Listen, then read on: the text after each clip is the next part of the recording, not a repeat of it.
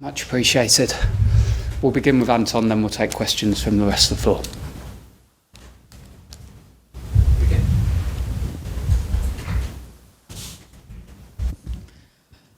Hi, Sarina. Nice to see you. Look, first off, can we start with one of the players that isn't in the squad today, and that's Hannah Hampton. It's the third squad she's not involved with.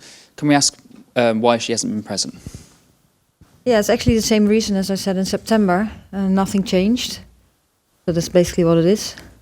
What is the reason why then? Because in September she said she needed to sort a few things out. So she still has to do something personal that I really would not like to comment on. Is the door open to a return before the World Cup? Yeah, the door is always open. So when players perform and they perform consistently in club, then they have a chance to make the squad. Let's talk about players that we will see out in Spain. A little bit of a surprise maybe to see Katie Robinson in the squad. Why have you decided to call her up? Yeah, she's done well. Well, Sunday was not the best game, but over the period she's done well. She's done well with the under-23s. She has some qualities that she's shown, and we really would like to see her in our environment at the top level, and to see what she can bring and if she can compete with the players that she in her position. She's very young, very inexperienced in terms of number of games as well. What is it about her game that you like? Yeah, she has speed.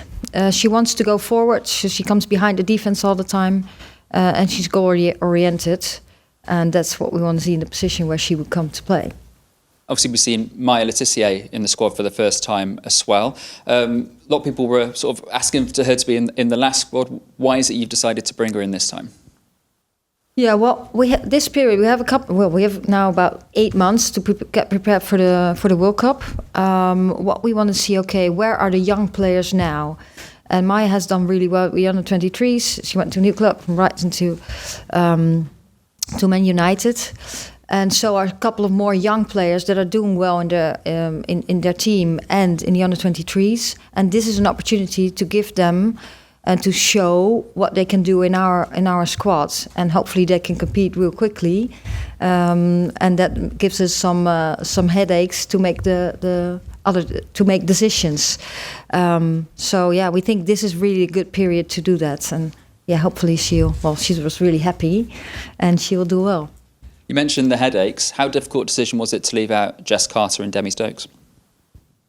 Well, that's always difficult. With Jess, we had the conversation. After the Euros, she's really trying to get some more freshness and has to get back to being real fit how she was. So we had the conversation, and I think at this time it's better to stay at club and to get fully back her fitness and freshness. And with Demi, yeah, that's hard. She's been with the team for such a long time. But I want to see now other players in defense, younger players, talented players, and see how that goes and how that competition will go in the future. But we have seen Jordan Nobbs called up again. You almost set a challenge to her, I suppose, to go and get minutes and improve her form at Arsenal. Is that the reason why she's back in the squad? Yeah, I think she has, like in our squad, she was competing for the squad. Well, for the Euros, it was very disappointing, of course, and she didn't get minutes. Last year, she didn't get very, very many minutes either. And yeah, to compete for this team and not having built lots of credits over the last months, you need to play, you need to show. And as we have seen now, things can change very quickly in top sport. So she played minutes, she did well. So yes, she took the opportunity, and that made us pick her. Finally, for me, the number of players, sort of the pool of players you're picking from is growing bigger. We've spoken a lot about player welfare previously. Would you like to see at the World Cup 26-player squads? As we will see with the men in the summer, in terms of parity and also to protect the players. Yeah, I think that was a discussion last week in New Zealand.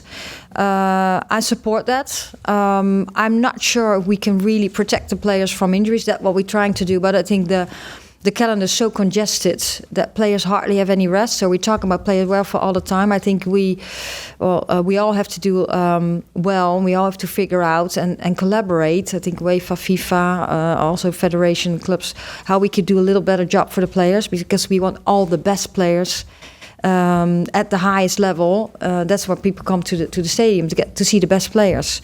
I think what we've seen now in the Euros, like with still COVID around, hopefully that will be better next summer. But some teams are really struggling with players being available for games. I think when you have 26, you can take care a little bit in preparation too, and in the tournament too. Not saying that you get less injuries because there's so many games, so many consecutive games if you follow in the tournament, but at least you have more opportunities with more players. And for us, coming from this continent, going to all the way to the other side of the world, it's good that more players can adapt to that climate and adapt also with the travel. Thanks, really appreciate it. Thanks, Anton. Take questions from the floor. Yep, Tom.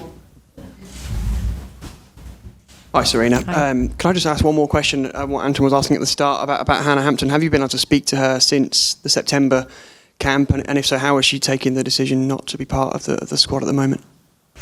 No, I haven't spoken to her myself. We have made a plan, and it's now she's at club. She's taking care of that, and we are supporting, and that's where we are at right now. Thank you. And on a completely different topic, I noticed again there's still no place in the squad for Steph Horton. And I guess some people might be thinking, well, Leah's injured. There's no Jess Carter, so perhaps this might have been a camp when she might have come back in. What does she have to do to get back in your squad? And is there any hope of her going to the World Cup? Yeah, I had a conversation with her. I think now she's not ready to compete or ready for us in the squad. Which she obviously wants.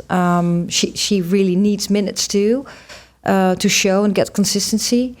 And yeah, we'll see how. Because I can't look in the future. I think at the moment it's really hard with having the team now, the players she's competing with, and also now, as you've seen, we have young players coming in who are doing really well too. But that's at this moment the situation for her. Thank you. And if I could just ask one more. Marla Tissier, how impressed have you been with her form and particularly the 5 clean sheets that Manchester United have had? Yeah, Man City's doing well. So next Sunday is going to be a really exciting game too. But yeah, she made the move. She's doing well. I think for us, she will come in and we'll see how far she's in our team. And we know she has a little versatility too. She played a right fullback. She plays defensive midfielder. Now at Man United, she played most of all centre back, but we're just going to give it a try in training sessions in a couple of positions. Thank you very much. Thanks, Tom. Hi, Sarina. Hi.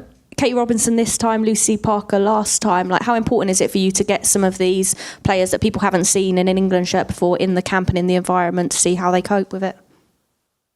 Yeah, well, unfortunately, Lucy Parker was not allowed to train at all because she was injured when she came in. So we have to wait a little wait, and she takes a little more. She needs a little more time.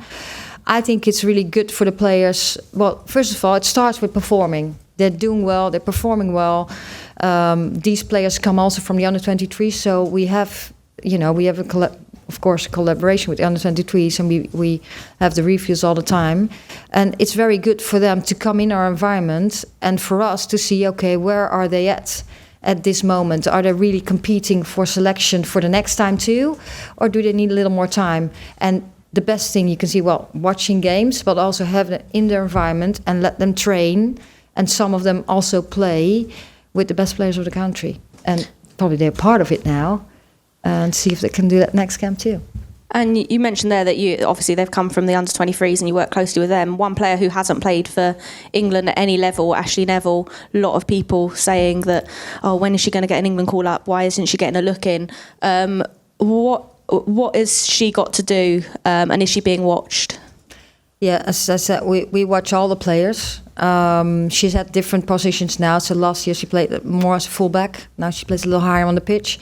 I think at the moment she's doing a real good job at Tottenham. I do think at the moment we choose other players. I think at this moment they're better. Thank you. Thanks, Susie. Hi, Sarina. Obviously, Leah's injured, so I was wondering how impressed you've been with Lotta's performances for Arsenal and how that's going to sort of translate into her England performances. Yeah, well, that's the same like at Arsenal with Jordan. So Lotte came in. We had discussions. She was on the standby list last camp. She really needed minutes because she's also with us competing to make the squads. She needed to develop a little more to get more minutes in our squads. I think what you can see is she's grown a little bit in confidence. Now she's playing the minutes, and she needs these minutes to grow.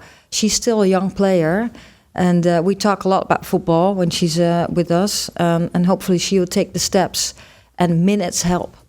And for the players like Lotte and Jordan, is it minutes that they need in order to be in contention for the World Cup squad? Is it that consistency that they need?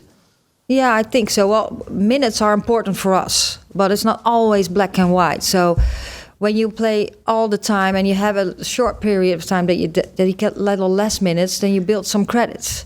But when it takes a very long time and you need that rhythm to perform at your highest level, then it's gonna, of course, it's gonna harm you. It's gonna be tough for you. But it also has to do with who are your competitors on your position in our squad.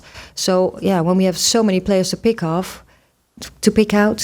then it's gonna be really hard. So it's not black and white, but it's it is an important thing to play every week. Thank you, Sarina. Thanks, Megan. You're welcome. We'll go to Phil at the back, please. Thank you. Cheers. Hi, Sarina. I've got questions about two Chelsea players. First of all, Fran. I think she's missed 4 of the last 5 Chelsea games because of illness. I just wondered how she was as far as you're concerned and having been included in the squad. Yeah. I really want her to be in the squad, so that's again, she didn't have that many minutes, but she plays a lot for our team. She has had a very important role. She has been ill. After that, she played, and now she wasn't available for this camp. She's on the list. Hopefully, she'll get back. She'll be assessed right now, and then hopefully she'll progress this week, and she's ready to come in for camp. And the other player is Lauren James. Obviously, she scored a couple of goals at the weekend. How excited are you about the form we're seeing? She seems to be getting better and better. Yeah, well, it shows she has consistency now, and she plays.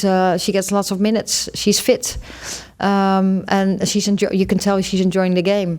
So it's really nice to see her.